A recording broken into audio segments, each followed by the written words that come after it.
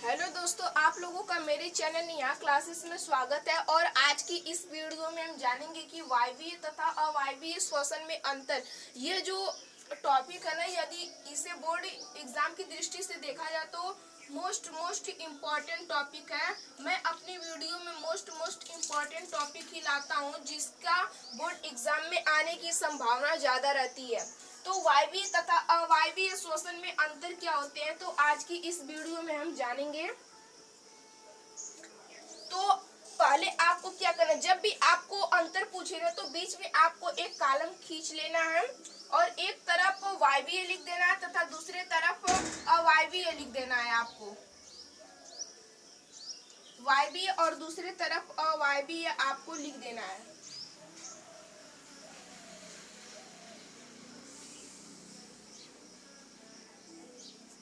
और आपको इस तरह से वायवीय पर अंडरलाइन कर देना है, अवायवीय पर अंडरलाइन कर देना है और इधर आपको क्रम संख्या लिख देना है।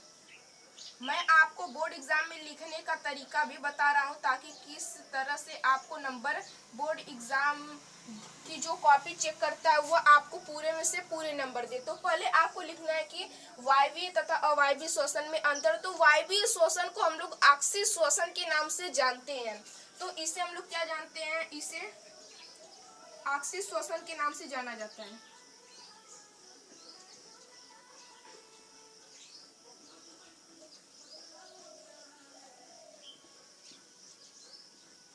आक्सीय श्वसन के नाम से जाना जाता है।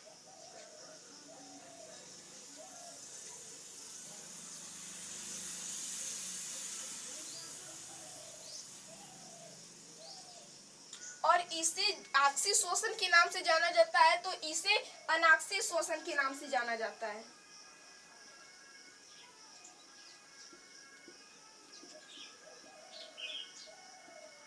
इसे अनाक्सीय श्वसन के नाम से जाना जाता है।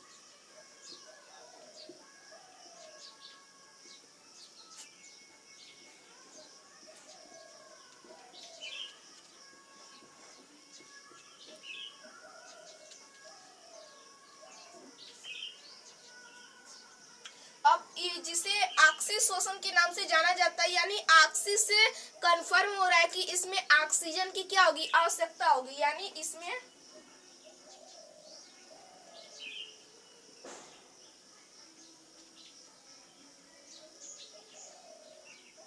यह ऑक्सीजन की उपस्थिति में होती है। यह ऑक्सीजन की क्या होती है, उपस्थिति में होती है। यह प्रेजेंट का साइन है।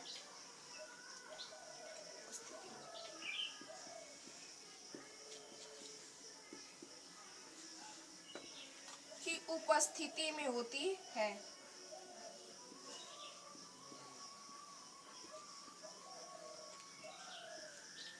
जब ये ऑक्सीजन की उपस्थिति में होगी तो यह क्या होगी, अनाक्सीय यानी ऑक्सीजन की उपस्थिति में नहीं होगी।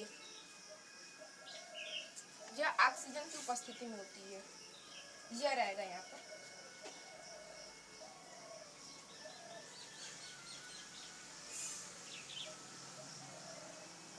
तो यह क्या हो जाएगा, यह ऑक्सीजन की उपस्थिति में नहीं होगी।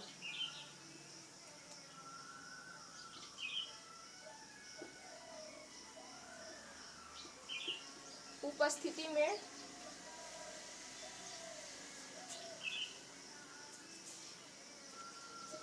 नहीं होगी।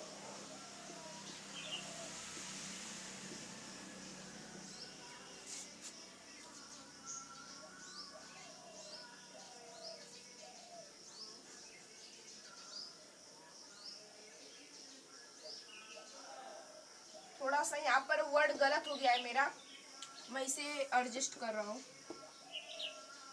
यह ऑक्सीजन की उपस्थिति में होती है। अब सही है।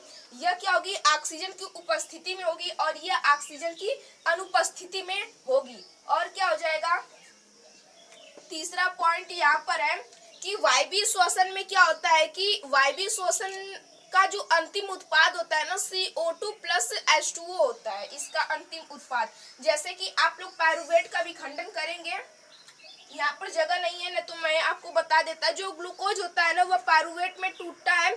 जो पारुवेट होता है ना वह हमारे मांसपेशियों में ऑक्सीजन की अनुपस्थिति में लैक्टिक अम्ल तथा ऊर्जा के रूप में विखंडित हो जाता है, और यह ईस्ट में ना C2H5OH यानी एथिल एल्कोहल प्लस CO2 के रूप में वियोजित हो जाता है, जो कि ऑक्सीजन की अनुपस्थिति में हो रहा है। इसलिए ये दोनों क्या हो जाएंगे, अवायवीय श्वसन के उदाहरण हो जाएंगे। जबकि माइटोकॉन्ड्रिया में ऑक्सीजन की उपस्थिति में जो पारुवेट होता है ना CO2 प्लस H2O के रूप में विखंडित होता है।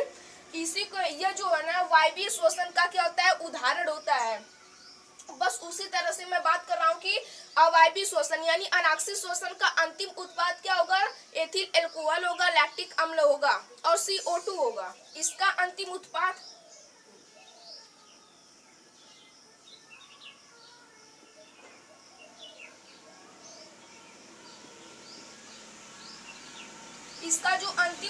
होगा ना वह CO2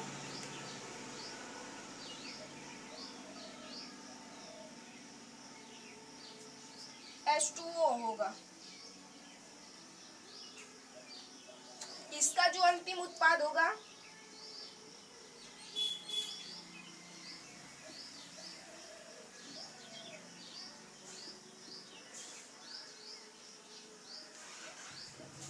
C2H5OH तथा लैक्टिक अम्ल होगा।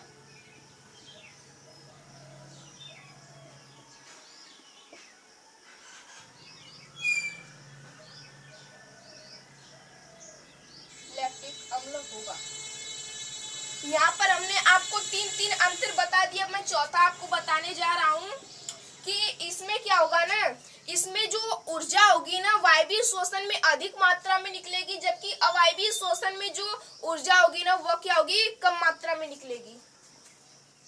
इस क्रिया में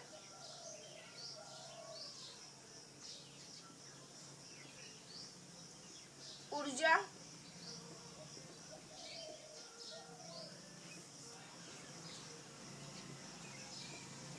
अधिक मात्रा में निकलेगी।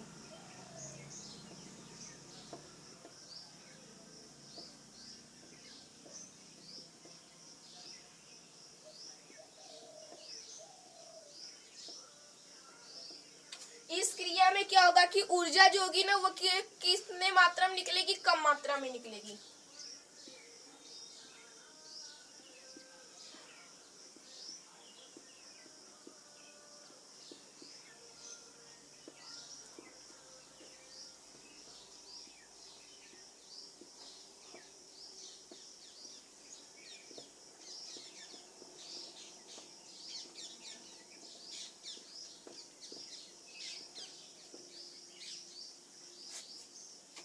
इस क्रिया में जो ऊर्जा होगी वह कम मात्रा में निकलेगी, इसमें जो ऊर्जा होगी ये अधिक मात्रा में निकलेगी। जिस तरह से मैं आपको लिखाया हूँ ये 4 पॉइंट बहुत ही इंपॉर्टेंट है। जब भी आपके बोर्ड एग्जाम में आएगा तो ये चारों पॉइंट आप उठाकर वहां पर लिख दीजिएगा। जिस तरह से मैंने यहाँ पर लिखा है क्रम संख्या, वायवीय तथा अवायवीय में अंतर, बिल्कुल इसी तरह आप लिखेंगे ना तो एग्जामिनर आपका 1 नंबर भी नहीं काटेगा। लेकिन आप लोग यहाँ पर करिएगा क्या कि ऑक्सीजन की उपस्थिति में होती है ये पूरा लिख दीजिएगा। मैंने यहाँ पर समय की बचत के लिए यहाँ पर इस साइन का उपयोग किया है जो कि प्रेजेंट या फिर अब्सेंट को दर्शाता है। प्लस है तो यह प्रेजेंट को दर्शाएगा, अब्सेंट माइनस है तो यह अब्सेंट को दर्शाएगा। तो मैंने यहाँ पर शॉर्टकट का तरीका का उपयोग किया है। लेकिन आप लोग क्या करिएगा ना कि यह ऑक्सीजन की उपस्थिति में होती है, आप लोग पूरी तरह से लिख लीजिएगा। यह ऑक्सीजन की अनुपस्थिति में होगी यह आप लिख दीजिएगा। और इस साइन का प्रयोग बोर्ड एग्जाम में मत करिएगा, नहीं तो आपका नंबर भी कट सकता है। लेकिन आप इसी तरह बिल्कुल लिखेंगे तो आपका बोर्ड एग्जाम में 1 भी नंबर नहीं कटेगा। इन दोनों को परिवर्तित कर लीजिएगा उपस्थिति तथा अनुपस्थिति में। चलिए दोस्तों आज की सेशन को यहीं पर एंड करते हैं और मिलते हैं किसी अगली